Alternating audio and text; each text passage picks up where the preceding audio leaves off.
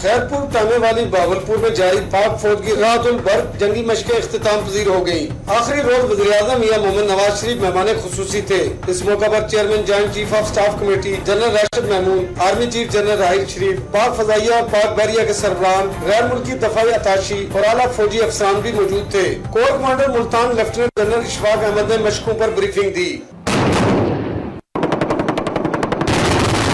मशकों में tank formation, helicopters, लड़ाका तैयारों, मल्टी बैरल रॉकेट लॉन्चर्स और तोपखाने ने हिस्सा लिया। असलहा से लैस बगैर पायलट तैयारे बराक ने 3000 मीटर से अपने हदफ को निशाना बनाया। तोपखाने की मदद से अल-खालिद टैंकों ने मुतहर्रिक और साकित अंदाज में अहदाफ को जा लिया। मशकों की खास बात चीन से हासिल करदा जमीन से फजा में मार करने वाले मिसाइलों, मल्टी बैरल रॉकेट लॉन्चर्स और रडार की मदद से खुद कारगन से दुश्मन को निशाना बनाने का मुजाहरा था।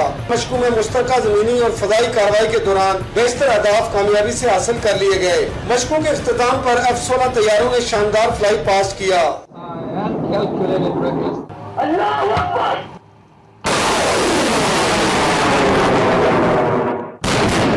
वज़ीर-ए-आज़म नवाज शरीफ ने कामयाब राहतुल बर्क मशकों के इनेकाद पर आर्मी चीफ को मुबारकबाद दी। आर्मी चीफ का कहना था कि शहीदों का खून रायगा नहीं जाएगा, हम आने वाली नस्लों को बेहतर और महफूज पाकिस्तान देना चाहते हैं। जनरल राहिल शरीफ ने कहा कि राहत अल बराक मशकों से साबित हुआ कि दुश्मन से गाफिल नहीं, मुसल्लह अफवाज की तैयारियों से किसी को हमारी तरफ मैली आंख से देखने की जरूरत न होगी।